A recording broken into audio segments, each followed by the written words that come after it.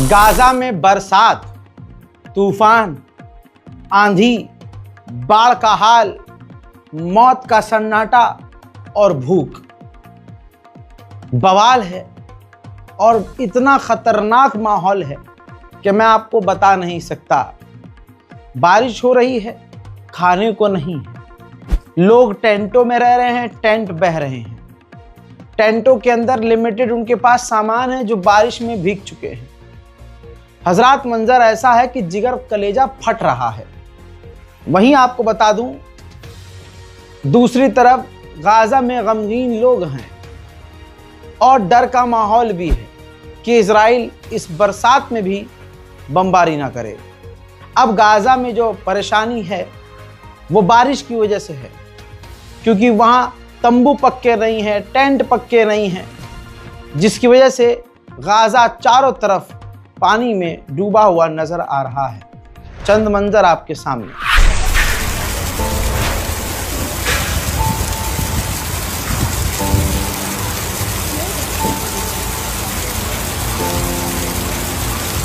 العمليات في مستشفى الكويت الميداني كما هو الحال في ظل هذا المنخفض. الصورة طبعا تتكلم.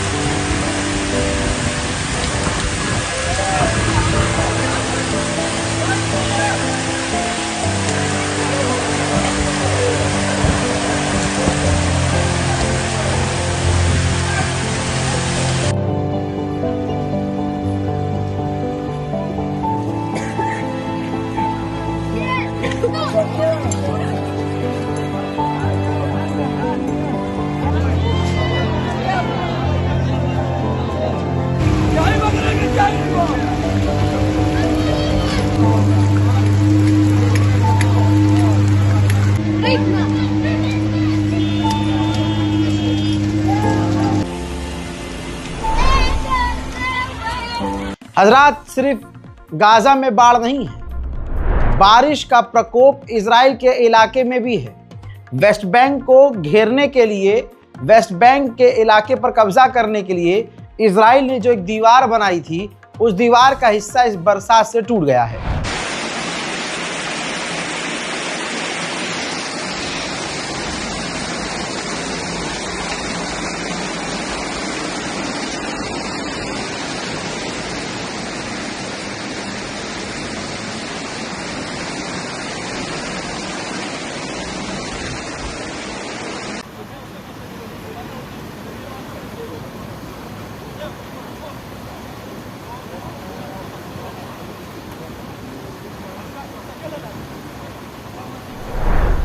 हजरात, इसके अलावा जो इजराइल है, जो सेटलर्स के इलाके हैं, वहां पर भी खतरनाक बाढ़ और बारिश का प्रकोप नजर आ रहा है।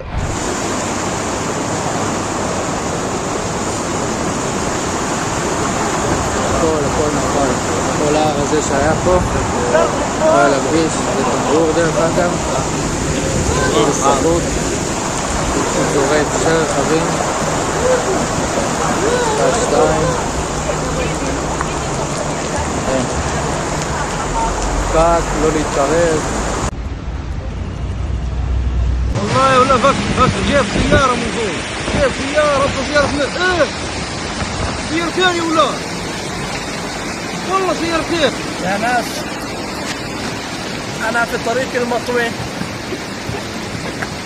وسيارتي انغمرت من المية، ومعي ناس اللي 47 دقيقة بتصل على الدفاع المدني، والسيارات المية زحت من فوق 400 متر. احنا على حافة الواد، ادعوا لنا بالسلامة، الوضع صعب. वहीं यूएन की रिसर्च रिपोर्ट आई है, ये रही आपके सामने रिपोर्ट। इस रिपोर्ट से खुलासा हुआ है कि इजराइल ने health care, education system, universities, banking system Gaza में इस कदर तबाह कर दिए के इतिहास में सबसे बुरी इकोनॉमी अब हो चुकी है गजा की। अब गाजा के अंदर ऐसी इकोनॉमी है कि वापस उसे पटरी पर आने में सालों साल सदियां लग जाएंगी। लाखों गाजा के अंदर बच्चे और लोग मौजूद हैं जो इलाज के लिए गजा से बाहर जाना चाहते हैं। इजराइल ने उन्हें अलाउ नहीं किया है। लाखों में से सिर्फ 300 फिलिस्तीनियों को अलाउ किया है कि वो बाहर जाकर इलाज करें। अभी भी इजराइल पूरी तरह से फिलिस्तीनियों को गाजा से निकलने से रोक रहा है। वहीं ये 2 पेज के डॉक्यूमेंट आपकी स्क्रीन पर हैं। इजराइल ने वेस्ट बैंक में 12 और फिलिस्तीनियों के मकानों को तोड़ने का ऐलान किया है। मस्जिद अल-अक्सा में आप जानते हैं मुसलमान तो जा नहीं पा रहे, लेकिन देखिए इजराइल के यहूदी लोगों ने एक यहूदी शख्स का जिसकी उम्र 100 साल हुई है आज, उसका बर्थडे जो है, उसकी सालगिरह बैतुल मुकद्दस में जाकर मनाई है।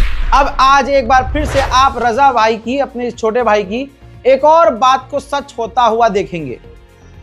जब जब ये कहा गया कि 50,000 मौतें हो गई, अब 60,000 हो गई, अब 70,000 हो गई, हमने तब आपके सामने मैंने बार बार कहा कि ये तो लिखित में है, सच्चाई में आंकड़े इसके डबल हो सकते हैं।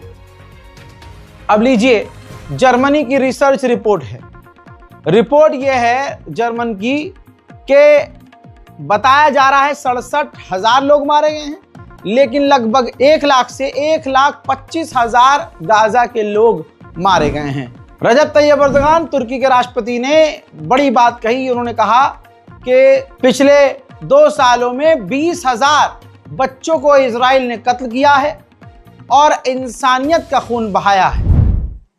İsrail'in son 2 yılda Gazze'de katlettiği çocukların sayısı 20.000'in üzerinde.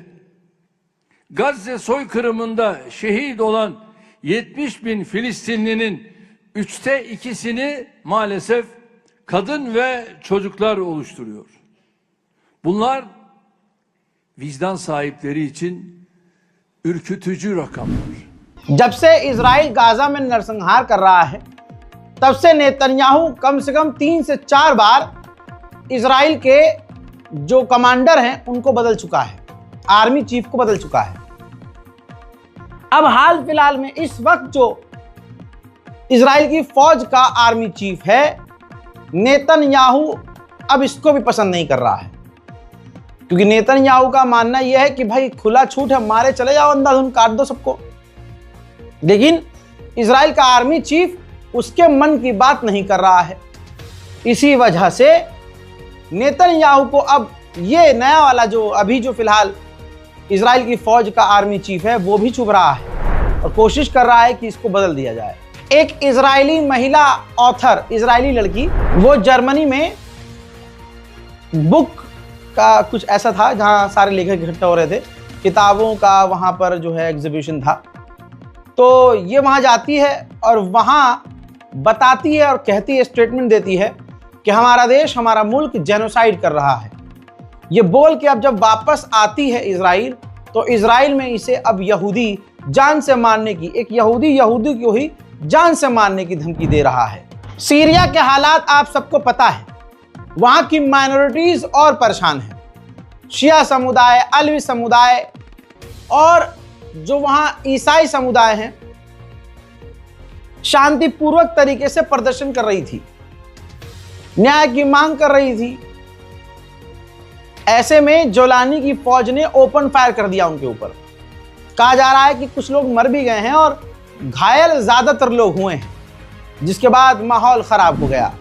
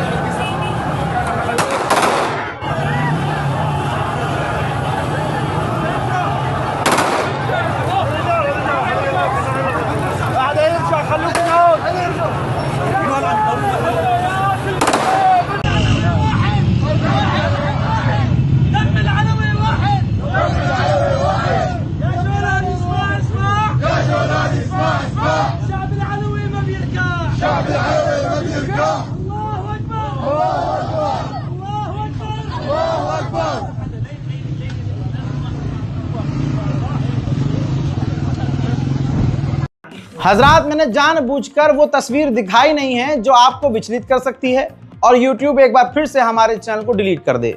ऐसा मैंने कंटेंट आपको नहीं दिखाया है माजरत के साथ, लेकिन वहां पर खून खराबा बहुत हो गया है। आगे बढ़ते हैं। अब इसके बाद जो जोलानी के समर्थक वाले जो लोग हैं, जो जोलानी के सपोर्टर्स हैं, वो लोग भी सड़कों पर उतर आए और वो मांग करने लगे प्रदर्शन करके कि हम तो इन अल्पसंख्यकों को, अलवीस को कत्ल करना चाहते हैं। आप इस चीज को अच्छे से इसलिए समझ सकते हैं, ये भारत में भी होता है।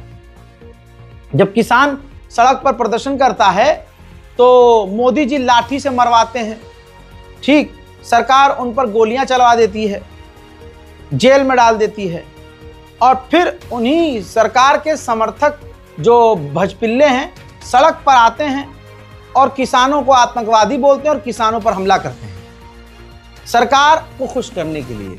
ऐसा ही जो है वहां सीरिया के अंदर हुआ है। ये जो अब मैं आपको दिखाने जा रहा हूं, ये सीरिया के जोलानी के समर्थक वाले लोग हैं।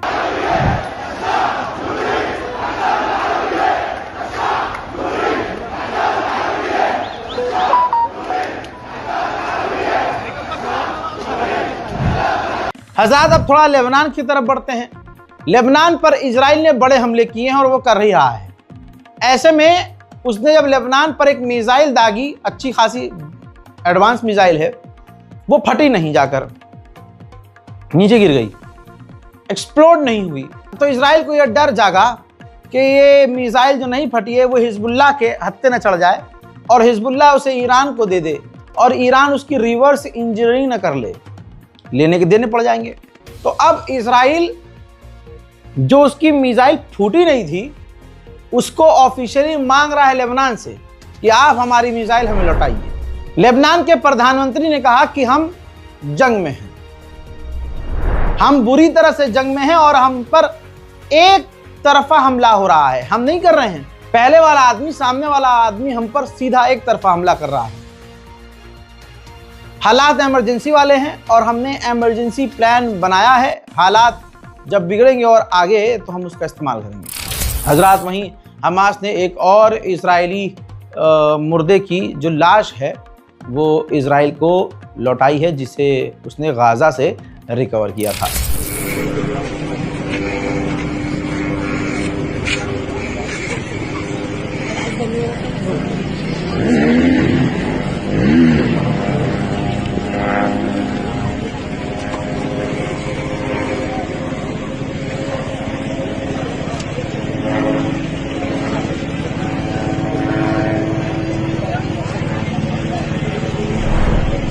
फिर से कह रहा हूँ, हालात सही नहीं हैं। इन बारकोड का इस्तेमाल कीजिए।